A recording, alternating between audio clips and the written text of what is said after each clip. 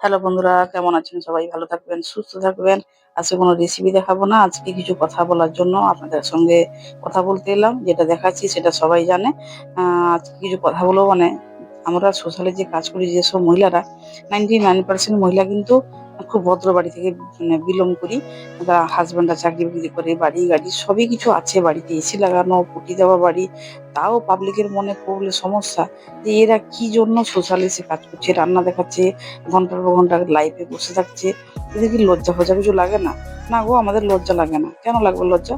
আমরা কি অসভ্যের মতন কি ছবি মানে করছি, ভিডিও করছি? আমরা নিজেদের গুণটাকে আমরা তুলে ধরছি। এখান থেকে যদি আমরা মাসের শেষে কিছু টাকা উপার্জন করতে পারি সেটা তো আমাদেরই লাভ।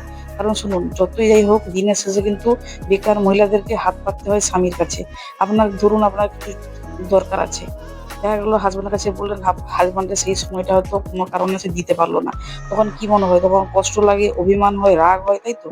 সেটা যাতে না হয়, যাতে আমরা যদি মাসের শেষে কিছু টাকা ইনকাম করে যদি নিজেদের মতন করে খরচা করি, সেটা কেউ কৈফিয়ত চাইবে না, কেউ বলবে না কোথায় খরচা করলে। তার মতন আনন্দ কিছু হতে পারে। এই যে হাত পেতে চাওয়া, এটা যারা চায় তারা জানে যে এর কতটা কষ্ট লাগে, কতটা নিজেকে কি লাগে। হ্যাঁ, হতে পারে হাসব্যান্ড, তাও কষ্ট লাগে প্রচন্ড। যারা চায় তারা জানে। সেটা যদি আমরা না করে যদি নিজেরা কিছু করি, তো সমস্যা কি আছে? হাসব্যান্ড তো সব দায়িত্ব নিয়েছে।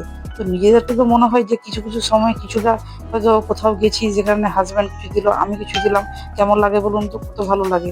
সেখানে ভদ্রভাবে কাজ করছি, যে আপনাদের প্রবলেমটা কি? আপনাদের কি কোনো কাজ নেই খেয়ে দেয়ে?